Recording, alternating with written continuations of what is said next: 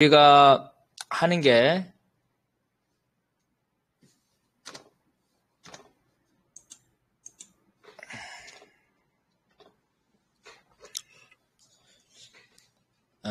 기존에 이제 그 식민지가 독립되는, 그죠?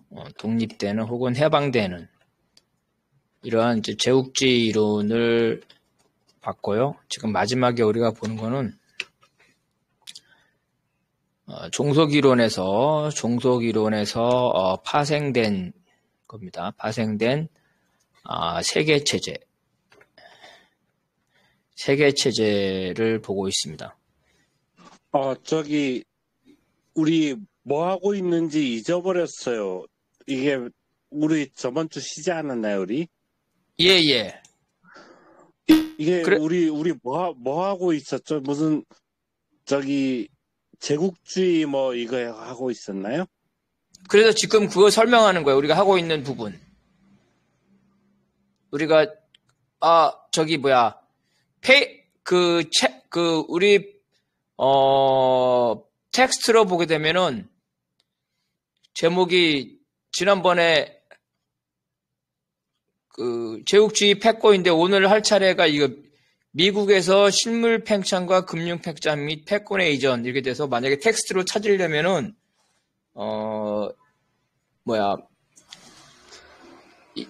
이거를 집어넣으면 될 것 같아요.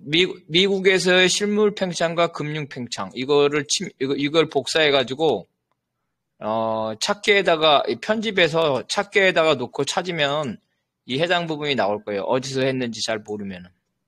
알겠습니다. 저 전체 큰 제목 우리 강의 제목까지 다 잊어버렸어요. 우리 제국주의 세계 체제요. 알겠습니다. 박건영 동지가 왔네. 뭘 사왔네? 포도를. 예. 예, 포도 사왔네, 포도. 그래서 우리가 지금 하는 게 지난번까지는 우리 식민지가 어떻게 해방되는지 이러한 제국주의 이론을 한 거고요. 지금 하는 거는 종속 이론에서 파생된 세계 체제에 관한 거를 하고 있습니다.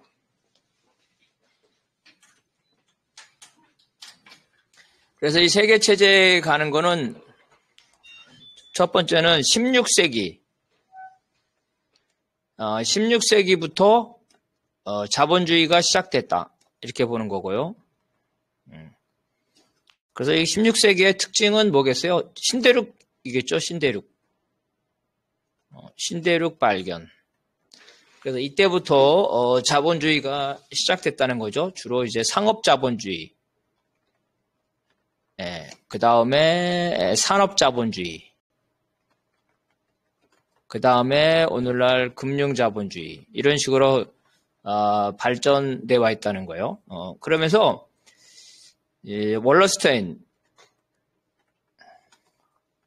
월러스터인은 뭐라고 말하냐면 자본주의는 원래부터 즉 16세기부터 제국주의였다.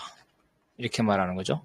레닌의 입장과 다르죠. 레닌은 1917년에 제국주의라는 책을 써서 제국주의라는 책에서 제국주의는 자본주의의 자본주의의 최고 단계 이렇게 말했다는 거죠.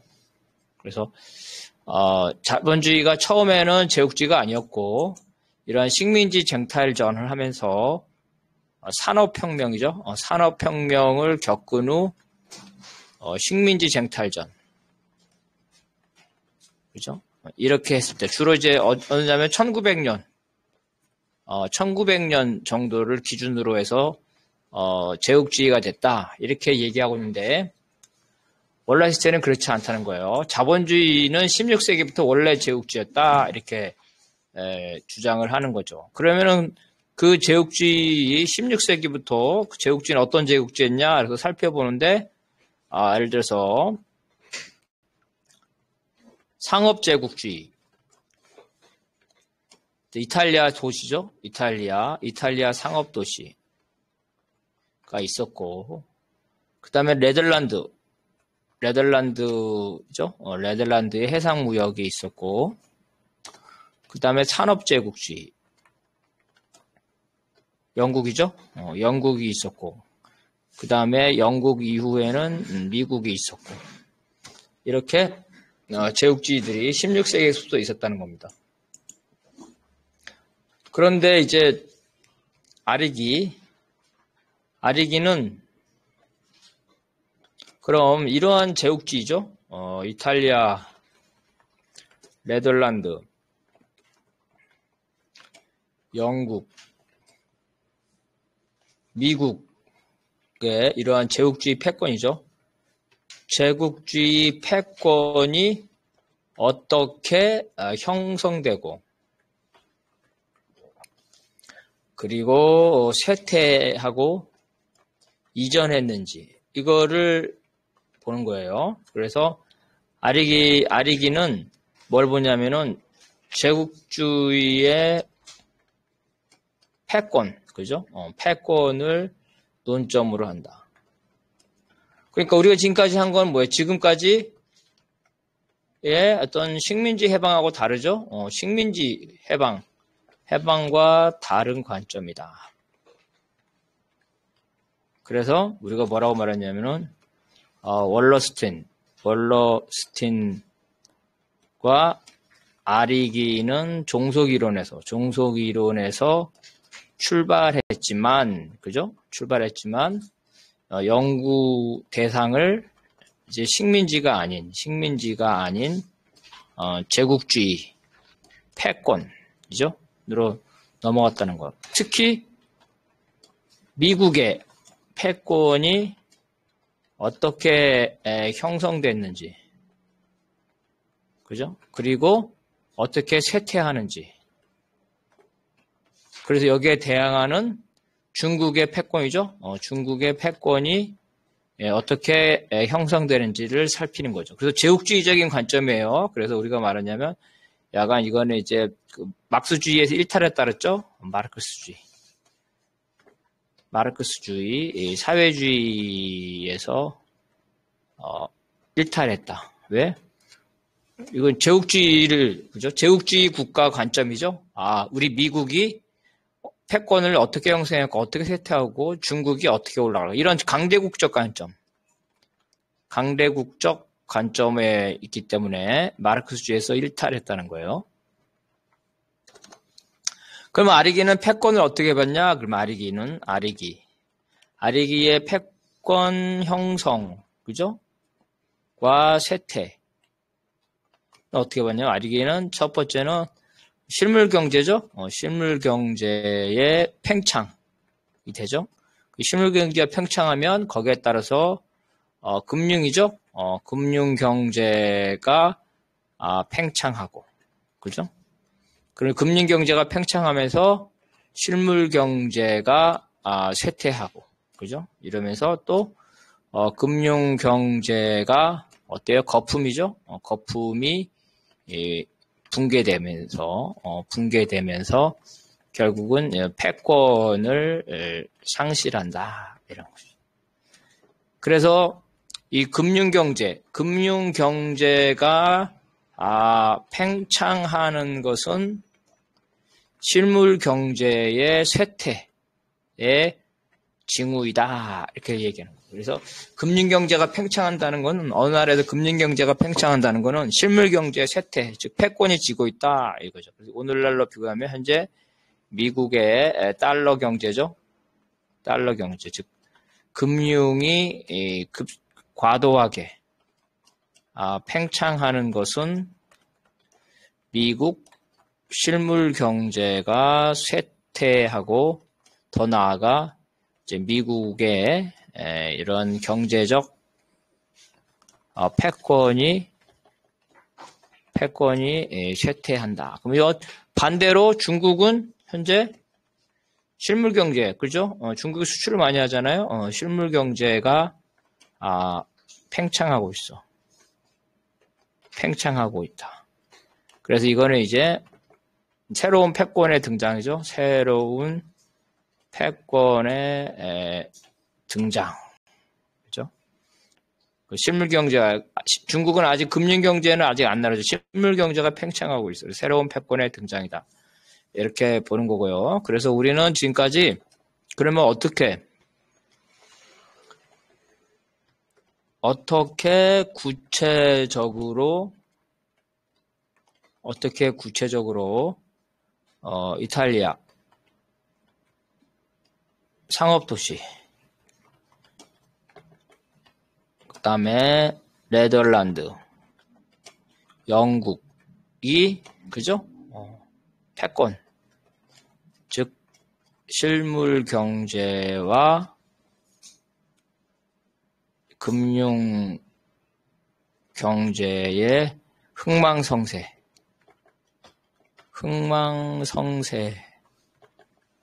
흥망성쇠를 분석했다는 거예요. 어떻게 분석했냐? 정리하면 이탈리아 상업 도시는 상업 그죠? 이탈리아의 상업과 상업을 보호하려는 그 군대가 있어야 되죠. 상업과 스페인이죠. 결국은 스페인의 해군력이죠. 해군력이 결합했다는 거예요. 그래서 이탈리아는 스페인에게 보호 비용을 지불했겠죠. 스페인에게 보호 비용을 지불했다. 이게 이탈리아의 특징이라는 거예요. 그런데 이탈리아를 이긴 네덜란드는 네덜란드의 장점. 네덜란드는 어때요? 네덜란드는 스페인에게서 전쟁을 통해 독립했는데, 이거는 자체죠. 자체의 해군력으로 상업을 보호했다. 자체 해군력, 즉 보호비용이죠. 보호비용을 지출할 필요가 없다. 그죠? 그러니까 더 유리하죠. 이탈리아보다. 그래서 이탈리아는 쇠퇴하고 네덜란드가 부상했다는 거예요. 그 다음에 영국의 장점. 영국은 산업혁명이죠. 산업혁명을 통해, 그죠? 상품을 생산하고, 그 다음에 상품을 교역하죠. 교역하고, 그 다음에 어때요? 영국의 해군력이죠. 해군력이 무역을 보호했다. 그래서 네덜란드도 뭐가 장점이냐면은 물건이죠. 영국은 상품을 직접 생산함으로써, 그죠? 생산하지 않은 네덜란드죠. 네덜란드보다 어때요? 이 생산, 그러니까 어때요? 이윤이 더 많죠? 이윤이 더 많다. 그러니까 네덜란드는 상품을 교역만 하고 직접 생산하지 않았다는 거예요. 아직 산업혁명이 안 됐으니까. 근데 영국은 산업혁명이 됨으로써 상품을 생산까지 하고 교육까지 하죠. 그래서 영국은 생산이죠. 생산에서 이익과 상업이죠. 상업에서 이익을 그죠. 동시에 취득. 그래서 네덜란드가 더 유리하죠. 네덜란드보다 더 유리하다. 그래서 영국으로도 넘어갔다는 거예요. 그러면은 이제 영국에서 미국으로 패권이 이전하는 과정을 보자. 이거 이제 오늘 우리가 해야 될 부분이 바로 여기입니다. 그래서 여기를 우리가 시작을 하겠어요. 그러면 미국은 어떻게 패권을 그죠? 패권을 가져갔는지 그거를 한번 보는 겁니다. 자, 이거 우리 여기 와 있으니까 우리 박관영 동지가 이거 자.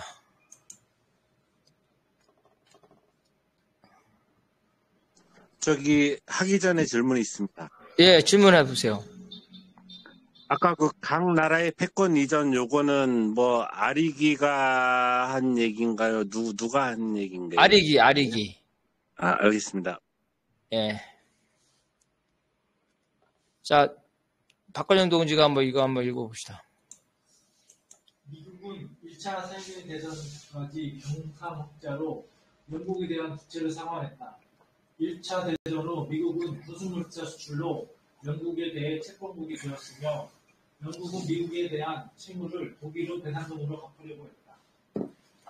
1924년부터 1929년까지 미국의 대외 대출이 영국은 2배에 달했다. 그런데 공황으로 인해 미국이 영국과 유럽에 대해 이런 투자를 1929년 거의 모두 회수했으며 그 결과 유럽은 도산되고 영국은 금권위제를 포기하고 금융의 주도권을 상실했다. 관세 전쟁이 시작되면서 미국은 유질로 독일은 후국주의로 대응했다. 미국은 압도적인 군사력으로 보호 비용을 절감하고 자원과 산업 발전으로 생산 비용을 절감하고 시공 압축으로 거래 비용을 절감할 수 있다. 거래 비용은 1차 산품과 최종 소비를 연결시키는 정리된 조직 영역들의 긴 사슬을 통해 중간 수입물이 전달될 때 발생하는 비용이다. 수천 명의 생산자로부터 수십만 명의 소비자들에게 대량의 재화를 연결하는 생산과 유통을 한 조직에서 통합시키는 것이다. 즉, 미국은 통신과 철도의 발전으로 미국 대륙을 하나의 시장으로 통합했다. 네, 그래서 미국이 봅시다. 첫째, 군사력. 남북전쟁. 남북전쟁이죠. 이 남북전쟁으로 미국은 최고의 육군을 갖게 되어 전 세계에서 가장 강력한 육군. 미국의 남북전쟁에서 사망한 군인 수가 미국이 지금까지 모든 1차 대전, 2차 대전, 베트남 전쟁 모든 전쟁에서 사망한 사망자보다 더 많아요. 엄청난 전쟁이었어요. 남북전쟁이. 미국이란 대륙이 엄청나게 크죠. 그래서 이러한 전쟁을 통해서 최고의 육군이 되고 그 다음에 어때요? 최고의 군수 생산 시설을 갖게 됩니다. 그죠? 그죠? 그래서 이거를 미국의 유럽에 수출해요. 유럽에 수출한다. 그 다음에 1900년에 스페인이죠. 스페인과 해양전쟁을 해. 해양전쟁. 스페인과 전쟁을 해서 승리해요. 승리. 이러면서 해군죠. 해군도 그죠?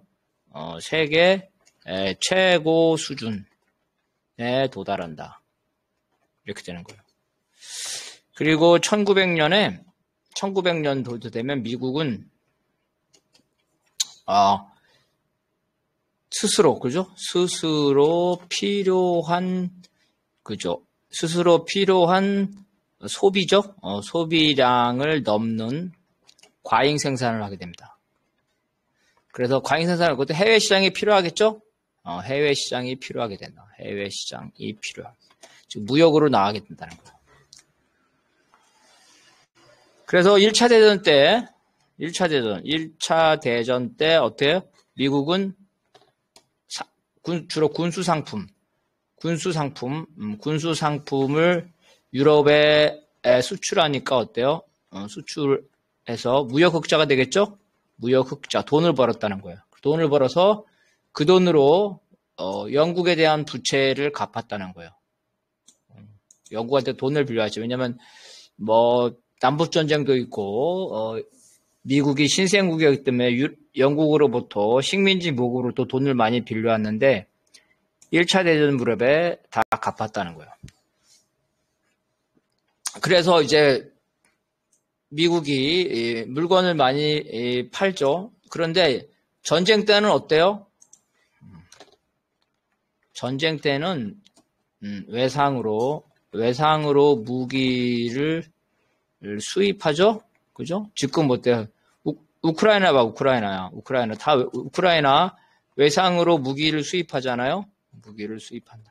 1차 대전 때 다 그랬어요. 그래서 유럽에서 1차 대전 때 미국이 1차 대전 때 독일에 대항한 영국, 그죠? 프랑스 등이죠? 프랑스 등과 동맹을 맺죠? 동맹을 맺어서 무기를 외상으로 수출해요. 그죠? 외상으로 일단 돈을 안 받고 수출했다는 거지. 우크라이나 지원하듯이. 그러니까 어때? 영국과 프랑스는 미국한테 빚이 있겠죠? 그래서 이러한 군수 수출로 영국에 대한 채권국이 됐다는 거예요. 그래서 영국은 미국에 빚이 있으니까 전쟁에 패배한 독일에게 배상금으로 갚으라 그랬죠. 독일에게 가혹한 배상금을 요구합니다. 독일 민족이 반발하겠죠? 독일 민족이 반발. 프랑스는 어때? 프랑스는 아예 독일의 석탄 생산 지역을 점령해버려요. 그죠? 그래서 독일 민족이 반발하고 바로 여기 히틀러가, 그죠? 민족주의를 호소하면서 집권하는 그런 계기가 됩니다. 그래서 미국이 유럽에 대한 그 채권국이 됐다는 거죠.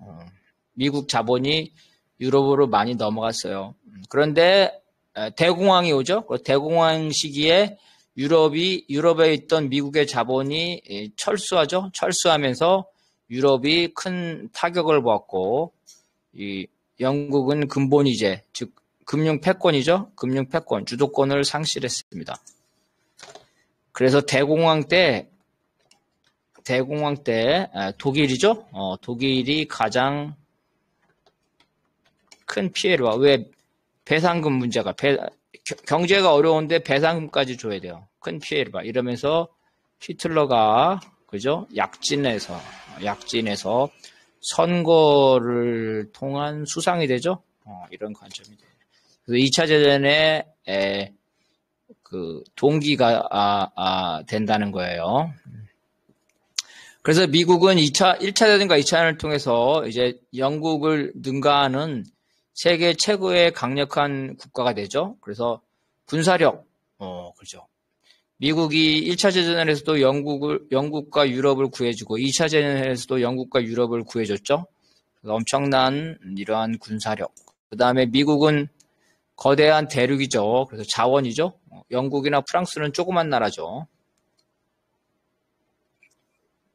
그래서 이런 자원이 되게 많습니다. 그 시공압축이라는 건 뭐냐면 대륙 횡단 열차예요. 그래서 하나의 미국 대륙이 하나의 시장으로 통합됐다. 어떻게? 교통과 통신으로. 그래서 미국은, 그죠? 50개 주. 즉, 법이 다 다르죠? 50여 개 나라의 통합시장. 그죠? 그 세계 무역이죠? 세계 무역의 노하우가 축적됐다. 미국이 조그만 세 개나 똑같다는 거예요. 세 개나 똑같다는 거예요. 그래서 미국의 회사들은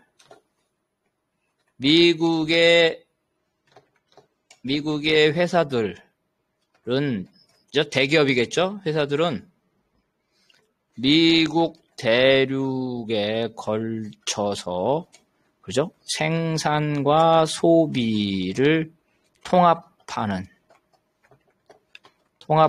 시스템. 가장 대표적인 게 뭐겠어요? 포드 자동차겠죠? 그 당시에 포드 자동차. 그죠? 가장 이게 대표적이에요. 포드 자동차. 보도장처는 생산과 소비를 미국 대륙에 통합하는 거죠.